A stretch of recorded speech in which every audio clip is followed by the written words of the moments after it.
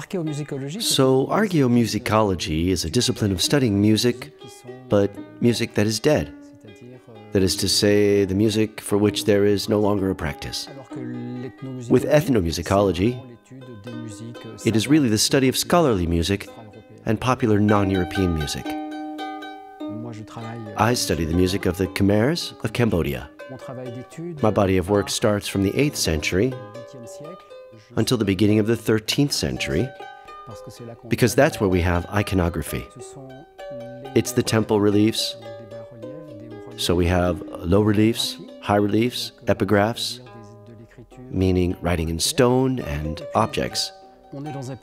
We're in monsoon country, so it's not like in Egypt, with thousands of musical instruments they've found, or in Babylon. Everything made from organic material has obviously disappeared, so the only things left are bronze.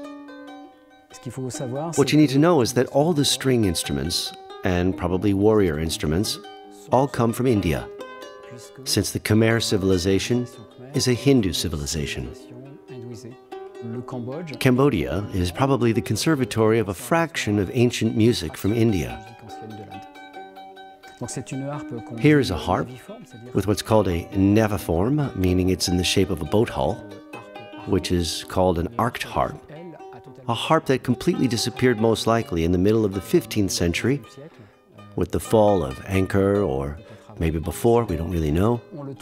We still find it today in Burma, in Myanmar, because Myanmar remained closed for a very long time, and the instrument survived the royal court. The harp disappeared in favor of more powerful instruments like xylophones and gong chimes, because obviously the more power we have, the more you can broaden your audience, and the audience can hear, so we can at the same time make music for the gods and also make music for the people who are here.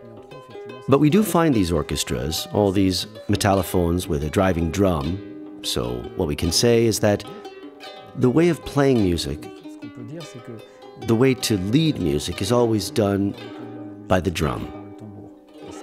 And this is true throughout the area, from Indonesia as far as mainland Southeast Asia. The reliefs, the low reliefs and high reliefs of the Cambodian temples, offer us a certain number of archaeomusicological elements that are linked to temple life, to the religious practices in the temples. So that is to say, the music and dance, and then obviously the warrior musical practices. Meaning we really have a collection of warrior instruments, I think in its entirety, with big drums, little drums, medium drums, horns, conchs, metal horns, horns made from animal horns, and cymbals.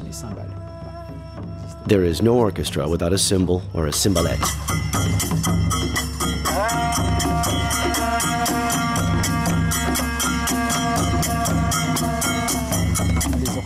War orchestras have several functions. The first is to motivate those who are going into battle because they have a 50% chance of dying, so it's a way of giving them courage. The second usage is really to try and scare the enemy. The third reason is probably to give orders, such as turn right, left, stop, etc. So it's really 3 reasons. I'll add a 4th reason. It's a spiritual reason. We must understand that in all of these societies, we try to manage all the spirits, the good spirits and the evil spirits, and on the road that leads to battle, there are definitely evil spirits there, so they have to be chased away. So the orchestra also has a role of clearing the way.